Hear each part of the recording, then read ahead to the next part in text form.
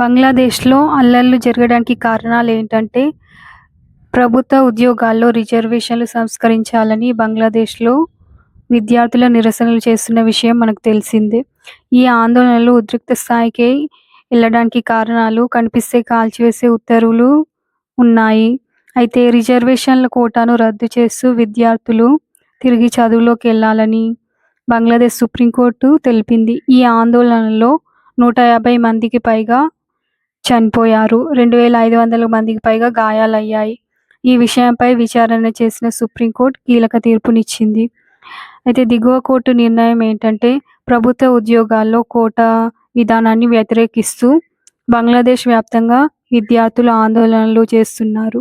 1971లో liberation war స్వతంత్ర సమరయోధుల వారసులతో సహా కొన్ని సమూహాలకు ఉద్యోగాలలో గణనీయమైన రిజర్వేషన్లున్నాయని విద్యార్థులు ఆందోళన మొదలుపెట్టారు. వాస్తవానికి ప్రభుత్వం 2018లో ఈ కోటాలను రద్దు చేసింది.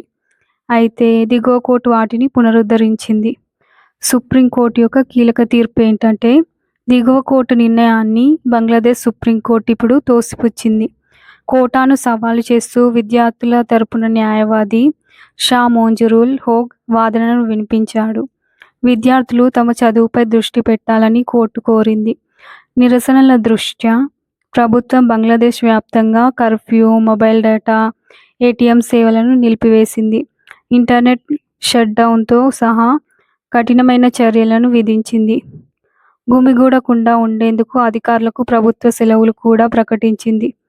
రాజధాని ఢాకా సైనిక నిఘాని ఉంది.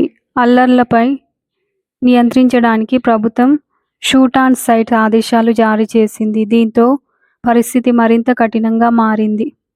10% తగ్గించాలని, ప్రస్తుతం ఉన్న కోటా విధానంలో 30% ప్రభుత్వ ఉద్యోగాలను స్వతంత్ర సమరయోధుల వారసులకు కేటాయించారు. మహిళలు, మైనారిటీలు, వెనుకబడిన ప్రాంతాల ప్రజలకి అదనపు రిజర్వేషన్లున్నాయి. నిరసనకారులు ఈ కోటాను 10% తగ్గించాలని కోరుతున్నారు. మెరిట్ ఆధారంగా మరిన్ని ఉద్యోగాలు ఇవ్వాలని వాదించారు. గతంలో రద్దు ప్రభుత్వ ఉద్యోగాల్లో స్వతంత్ర సమరయోధుల వారసులకి 30% రిజర్వేషన్ విధానాన్ని 2018లో అధికారంలో ఉన్న షేక్ హసీనా ప్రభుత్వం రద్దు చేసింది. స్వతంత్ర సమరయోధుల వారసులకి 5%, ఇతర వర్గాలకి మరో 2% మాత్రమే రిజర్వు చేశారు. అయితే దిగువ స్థాయి కోర్టు మాత్రం దీన్ని రద్దు చేసింది. మళ్లీ 30% కోటాను పునరుద్ధరించింది. దీంతో బంగ్లాదేశ్ వ్యాప్తంగా నిరసనలు మొదలయ్యాయి. బంగ్లాదేశ్ హింసాత్మక ఘటనల్లో భారీ ఎత్తున జనం మృతి చెందారు. కనిపిస్తే కాల్చివేత ఉత్తర్వులు ఉన్నా లెక్క చేయకుండా రోడ్లపైకొచ్చారు.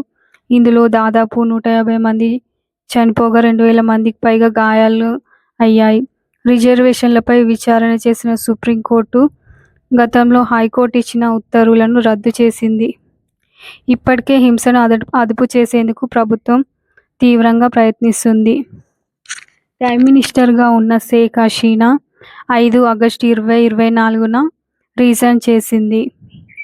ప్రస్తుతం ఇండిపెండెంట్ పార్టీలో ఉన్న మహమ్మద్ యూనస్ చీఫ్ అడ్వైజర్గా 8 ఆగస్టు 2024న ప్రమాణ స్వీకారం చేశాడు. ప్రెసిడెంట్గా మహమ్మద్ షాబుద్దీన్ బంగ్లాదేశ్ అవామీ లీగ్ పార్టీ అతను కొనసాగుతున్నాడు. చీఫ్ జస్టిస్గా సయ్యద్ రఫీద్ అహ్మద్ కొనసాగుతున్నాడు.